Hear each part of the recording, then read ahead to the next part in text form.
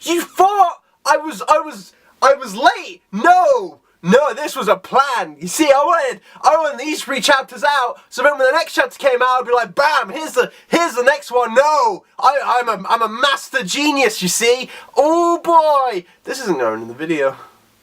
It probably is now. One Punch Man 86 Hideout.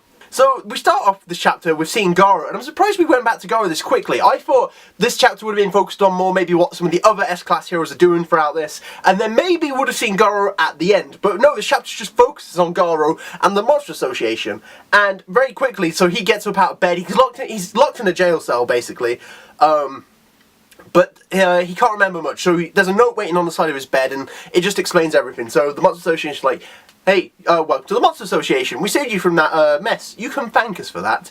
And it's just basically going over what's going on with everything like that. And, you know, and they're just saying, oh, please don't rampage. It was quite polite for the Monster Association, I thought. Wait. Hey, that's a bit better. Cool. Okay, so as Garo's reading this, like, after he's done, he just screws it up, throws it over, and he just starts. This was what I found quite funny, but also was a feat as well for Garo, to be fair. Like, he was like, oh, you know, my body's killing me. Understandably so. He's like, I need to get some proper food in me, you know. Oh, my head hurts, you know, all my limbs are aching, you know, I feel like I could break apart any moment, you know, I've just got to get something in me, some substance. And they locked him in this jail cell, and he kicks down a steel door. Sure, okay, it's not a solid steel door, sure, it's just a normal jail cell door. I imagine it's iron or steel at the very least, but when he's like, oh, I feel so weak, he just goes, poof, ow. Ow, no, not on video, man, not again. I'm at full health and I get injured by kicking plastic. Shows the difference between me and Garo. So as he's going on as he carries on through this, he starts walking through the halls of the Monster Association, and eventually, like, he just comments on the Monster Association. Is like, it reeks of like blood. Their whole place just stinks, and which I'm surprised actually is something they haven't used to find the Monster Association, because surely if something just reeks of like blood, you would notice it. Like, if they're struggling to find it. Of course, it's a secure location in any case. So as Garo continues down these hallways, he eventually like hears a lot of noise, and he goes to this room, and it's where all the monsters are having a meeting, and in the middle of it all we can see Narinki's squad. Now I knew they'd go down quickly, I just didn't think they'd go down this quickly. I'm sure maybe, you know, we see a little fight against some of like the fodder monsters, but no, they only took down 2 of them before they got stopped. And just the difference in skill, I suppose, between a mercenary party and heroes is there. Because now that I think about it, to be a hero, you have to be basically like at the peak of physical human fitness, at least, to become like a good C-class hero. And then to move up any higher, you just got to be abnormal or superhuman. So as they're all just begging, like, please spare our lives, please, we want to get out of here. We won't cause you any more trouble. Like, you killed 2 of our foot soldiers. We think we could just let you go like that. Gyora's like heading the meeting, kind of. And then they're like, damn it, we would have got away if it wasn't for this guy. As Narinki's squad has been captured by G5, whose design I love, by the way. He's got an awesome samurai design. I hope we get to see him in battle, hopefully against Genos, because his battle against G4 was awesome too. Because we learned some really big stuff, and the biggest thing to come out of this chapter was that there are 3 kind of real groups in the One Punch Man world, like, as far as we know. So, there is the Hero Association, the Monster Association, and the Organization. Now, originally, I thought the Organization was the Monster Association, because when they were on about testing, because when G4 showed up before, and eventually we learned about the Monster Association, in my head I was like, oh, okay, so that must be the link. So the reason G4 went after King was because the Monster Association wanted to test King's strength to see like how strong he was, and to know how much of a threat he was going to be to their plans to defeat all the heroes. But of course Genos intervened and stopped it, so they never learned that. However, as we learn throughout this chapter, I'm going to go over this organization stuff right now. As we learn throughout this chapter, the organization is the same one who designed the battlesuits, right? So that's those 2 robots from before, and G4 and G5, I can assume, as well. So, with this, they have a link to, and Narinki managed to get a hold of these battlesuits. He says through special routes, I managed to acquire these, don't let me down kind of thing. And he basically says, So there's a link between the organization and the Hero Association there, because Narinki, unless Narinki's took them without permission, or, you know, he paid a lot of money for them, these suits, because these suits are the same battle suits, right, there's a lot to talk about. Okay, so in any case, Narinki managed to get these battle suits, which is a link to the Hero Association, because Narinki is one of the main benefactors of the Hero Association, from the organization. So, these are the finished suits, as we learn, that Hammerhead was wearing before in his group. Because when Super S takes over them, they transform into like the big hulking battle suits that Hammerhead had before, and it was a similar design to his little goons as well. So there's a link there. G5 works for that organization too, so maybe it was like another prototype test, because this is the final design, I'd imagine, of the battle suits. But who were the battle suits meant for? Because they've got human design, so imagine for humans.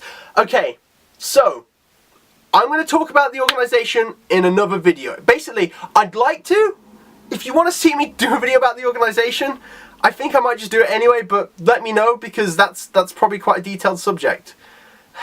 In any case, G5 has captured them, and Goro's just watching this all, and as this is all going on, Goro has to go. Goro hears a voice in his head. He's like, "Oh, Goro, I see you up. Like, you can stay there if you want. Just keep out of the way for a little bit, and then I'll let you come in." So the only person who knew that he was there, really, or has any, the only person who knew he was there was, apart from Royal Ripper, would have been Gyoro. So is it fair to say that Gyoro's abilities are psychic? So maybe, I assume it's that, because I can't think of anyone else who'd be, because out of all a majority of the monsters there don't like Goro. Like, most of them are just like, oh, like, there's a couple of them like, yeah, I'm rooting for you, but everyone else is like, who's this guy, special treatment, whatever. But Gyoro is like, I want to make this guy my right hand, like, my assistant, and he's going to help me, things like that. So, I think Gyoro's got psychic powers, and at the very least, maybe we'll get a fight between him and Fubuki? Or Tatsumaki even, depends how powerful Gyoro is. We don't know his limits, but we can at least assume he's fairly competent if he is basically the right-hand man of Monster King Orochi, which would put him and he's pretty high up in the Monster Association that way too. In any case, as Gyoro is talking, and he's like, what should we do with him? All the monsters are like, kill her, and you see like, and it just shows how, I suppose this whole bit here shows how powerful Orochi is. Because, as we see, you know, a couple of monsters like, first come, first serve, and we get to see one of the demon class monsters in action, Royal Ripper, who basically carves up the monsters, like, oh, if it's first come, first serve, then these are mine, because he got there before everyone else, and he killed the other monsters that got in his way. So, I'm thinking, my point of this whole bit is, with everything that went on, that Orochi's skill, and Goro basically puts it great, he puts it wonderfully, which is why Bang didn't raise no fool, is that that the power of Monster King Orochi is so great that everyone else is having, despite how rowdy and like how they don't get along and how they kill each other, and you know, they're monsters, their natural desire is to cause chaos and rampage, they all listen to him because of his overwhelming power. They don't have a choice. And that speaks, like I said, great lengths for Monster King Orochi. And I would like to see a bit more of him in the future. I don't think we'll ever get like, I don't think we'll see a proper fight with him yet. I'm curious to see how Saitama's going to deal with him, because I think Saitama will beat him, but I don't know the limits of his power. In any case, while this is all going on, Royal Ripper just starts like teasing and like, he's like, oh, I'm gonna slice you up, let me kill them, please let me kill them, that's all I want, I'll behave for the rest of it until the big fight, then just let me have these, and Royal Ripper, I imagine it's a she, just from some of the design, she's a bit of a psycho, and I'm looking forward to fighting, because, Goro, like, when Goro came out later on, I was like, we're gonna get Goro versus Royal Ripper, because he's aching. I still think Goro could take you, Royal Ripper. We don't know if Royal Ripper's got any other abilities, or it's just his, or her sword hands, basically. In any case, before she can do anything else to them, you know, they're trying to weigh up the options, Machine God steps in, and G5, and he's like, oh, well, you know, these battle suits are very powerful, and they could be used for, you know, it'd be a waste to just let them go because it won't fit anyone else, it's designed for them. And, you know, and Gyoro goes like, oh, so we can use them as cannon fodder, that's a good idea. It's like, no, they're too weak, let me get them. And Super S intervenes like, well, I'll use them, and then like, Royal Ripper's getting quite annoyed at this, like, she's a psycho, and I'm looking forward to seeing a fight. I hope she gets a good fight. I don't know against who. I just imagine like one of the main, like, I suppose I call them one of the boys basically. Either Garo, Genos, or Sonic would be really interesting fights, I think, for Royal Ripper, because it's to me, like, especially it would just be more of an advanced version of that fight Genos had against like the face guy, the guy who carves people's faces off. I can't remember his name. Pop it down below. I feel like that would be a really interesting fight to have. So in any case, in any case, as this is all happening, so Super S takes over them with a whip, because like, please just let her go. She's like, silence, boom, boom, boom, boom. And she, and then that's when they hawk out into the battle suits, which kind of reveals like the link to the organization and the Rinky and everything like that. In any case, Royal Ripper's like, I can still smell a human. And Garo comes out. Now, just a quick thing with Garo as well. I imagine it's just design-wise. I don't think it's any kind of sign. But sometimes in the chapter, his hair goes from the blood red back to his normal blonde color. Is there a reason for that? I think honestly, it's just a design thing. I don't think it's anything like that. I think it's just coloring. Because I imagine his hair is still blood red because he hasn't had a shower, or whether this is going to be his new just hair color from it.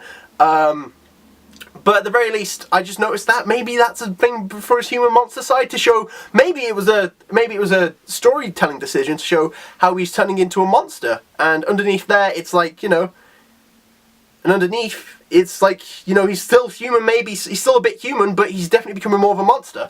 I just really don't know what to say for this chapter. I thought I had all the ideas for this chapter. I was confident. I was like, yeah, I can talk about this, no problem. I'm in front of the camera now, like, In any case, and like I said, some of the monsters are like, oh, Garo, well, like, it's Garo, it's the hero hunter, and most of them are like, whatever, who's this guy? We should just kill him right now. And Gyoro straight away is like, you know, oh, no, before that, there was that great panel, because the whole time I was like, where's Orochi? Where is he? That panel where he's like, who's that monster? And Orochi's just sitting there. It shows the scale of Orochi compared to everyone else. Like, Garo, it's like, if I was the size of Orochi, Garo's probably about that. He's probably about that. I just found that amazing. I just love that. So, Gamagori? Is that him? He used to be called Beefcake years ago, before they took over, before the official dub came out and things like that, in translations. Basically the Colossal Titan, the Brain and Brawn brothers, the Brawn brother, who's massive and a giant. I imagine he's probably around that size. Probably a little smaller, if I had to be honest. But, you know, he's there to rival him in size. And like I said, I just keep getting curious about Orochi because, as Garo put, you know, even someone like Elder Centipede had to respect what he did, and that shows the power of Elder Centipede, well, the power of Orochi even. So as Garo it reveals himself, and Gyoro basically says, you know, as you can see from like how we've acted here, you know, we have no unity, and you know, we need good leadership, which is why I want to make you a top executive, which I want to make you a monster executive, and I want you to basically, I want you to be my right-hand assistant and help me out with issues around the association. And that same guy, that same monster, ends up speaking up, and he's like, aren't you showing him favoritism? No. This guy has been he spoke out before, but that was when Arakan Cockroach got dominated by Orochi, and even he had to stop because of the power between them. Here's a question. I hope we get to see him in action, because they're building him up, and at the very least, if there's one thing to know about One Punch Man, is if you've drawn quite badly, you tend to be quite powerful. Because the only other people we've seen like that is Saitama and Tatsumaki. They're the only two who have that kind of similar design at times. So, at the very least, this guy, he's probably very powerful. But we just don't know, like, the limits of his strength. And I'm looking forward to seeing when he finally goes into action, too. And then Gyoro quite easily explains, you know, oh, this is because of this. And he says, because of this, yeah. Gyoro says, oh, well, this is because of how we had to, you know, we have no leadership, and, you know, I admire Garo a lot because he's rebellious, and, you know, he has the courage to keep challenging S-class heroes despite being outclassed. And to be fair, you think some of the monsters might respect him a bit more. Maybe they need to see his power in person, like they did with Orochi, because considering he took down Tank Top Master, Metal Bat, and he's gone toe-to-toe with Genos and Bang and Bomb, it's just, I suppose it's a case of seeing him in action to really respect him. But at the very least, you know, they said, however, we do have a condition for this. there's one condition Orochi has set for you to join us. And I think this is the first time we've seen Orochi speak, and he goes, "One day, bring us back the head of a hero. Anyone will do.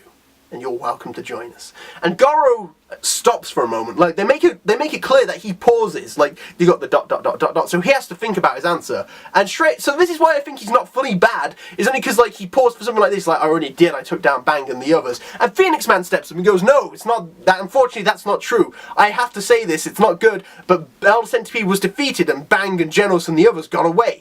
This other monster who we learn is called Bug God, who's demon rank as well, the same rank as Royal Ripper, basically speaks up and goes, you know, "Well, it doesn't matter, like, just do this for us, because, you know, if you take down a hero without hesitation, you're an ally in my eyes." And he stops, and we don't know when he goes out, but also, just because I forgot about it, it's interesting to note that, so, the Monster Association actually talks about their ranks, so they have about 500 monsters, with only 30 of them being demon rank or higher, which shows the kind of scale for monsters. So if they, at the moment, like, excluding Saitama, if the heroes were to go toe-to-toe, let's take Saitama and Orochi out of it. If the heroes and the monsters would go toe-to-toe, the monsters are still confident they could win, but I think most of the A-class, like, the A, B, and C's could probably take on, like, the Tiger and the Wolf ranks. Whereas the S-class heroes, we've seen, have no problems really against the demon ranks, and only, like, the top S-class can take on the dragon ranks. So I think it'd be very possible for the heroes to win, despite the monsters' confidence. But of course we've got Monster King Orochi, who's powerful, and then we've got Saitama, who's like this. No, wait, no, like, I'm not making it, the scale doesn't make sense. So that's just an interesting thing to note, is like, we get a kind of rough idea.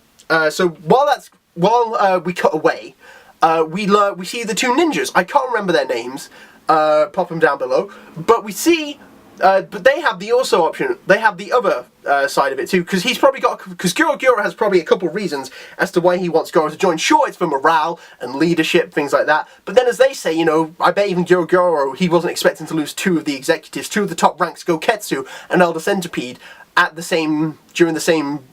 before the big battle had even begun. Which is true, and you know, like, "Oh, we are far superior to Goro, I don't know what he's thinking." And they're like, "We don't care, as long as we get to fight Flashy Flash, you know, we couldn't care." And like, what happened to Sonic? Oh, I don't know, maybe he just turned down the invitation, the monster didn't resonate with him. I think this is the way of saying Sonic's a villain, but that whole bit, by the way, I think that was the way of saying Sonic's a villain, but he doesn't necessarily have to be a villain. There's an opportunity for him to be good, and I want Sonic to eventually become a good guy. I just think it's going to be a while before that happens. In any case, my opinion is, if Goro was at full health, they're saying they could quite easily beat him. I don't think so. Goro's a bit of a monster. Like, you guys are monsters, but Goro isn't even a monster, and he's a monster. So maybe I think he'd probably be at the same level. If they both teamed up on him, I think they could beat him, but I reckon he could go toe-to-toe with them quite decently, at the very least. So Goro goes on his own to find a hero to kill, and basically Goro orders Bug God and Royal Ripper to follow him. Now, that's how the chapter ends. I just want to talk about this, though. Goro is out. Sure, he's injured, but he's out. From the back of it, he looks like he's in an abandoned city. Which cities do we know that are abandoned? There's only really one, which is Zed City. Who do we know who's out on patrol at the moment looking for Goro in the abandoned city in a hero costume? I think we're going to get Goro versus Saitama round 3 very soon, and maybe with Royal Ripper and Bug God following him, then they'll be like, Jesus Christ, this guy took down Goro instantly, and then Saitama's going to take down Bug God and Royal Ripper. Like I said, I would be fine if they survived, or if Goro was to fight someone else, because there's a good chance he might not even encounter Saitama, and he might encounter Fubuki, actually, because Fubuki's in Zed City. I didn't even think about that. It would be really interesting to see how he's going to deal with this, because he seems a bit hesitant about actually killing a hero, because he hasn't killed anyone yet. He's just like, sure, he beats them and he breaks them, but he hasn't actually killed anyone. But yeah. That was my overall chapter review. It wasn't very good, unfortunately. I kicked my toe and I couldn't think of what to say. But thank you all for watching. I hope you like this review. So, I think overall, Goro is slowly becoming a monster, but he's on his last steps of humanity. Humanity's basically clinging on to him. It was interesting to learn about the Monster Association and how they work, and I suppose the scale of power comparing them all to Orochi. And especially the organization, Hero Association, Monster Organization. Links, I suppose? If you guys would like a video on that, I will make it, because there's a lot to talk about with that, and I don't think I can do it all. I couldn't have done it all in this video, because the more I was thinking about this chapter review, the more ideas kept popping into my head and the links that could be, and yeah. So, thank you all for watching. I hope you liked this. Give it a like if you did. Subscribe if you like to see more One Punch Man reviews, because they're kind of on time. It's better than being a month late. Oh dear. And subscribe if you want to see more, because I like talking about One Punch Man, and I hope you like watching me make a fool of myself. Thanks for watching, guys. I hope you have a good day, and see you later. Music! Yeah.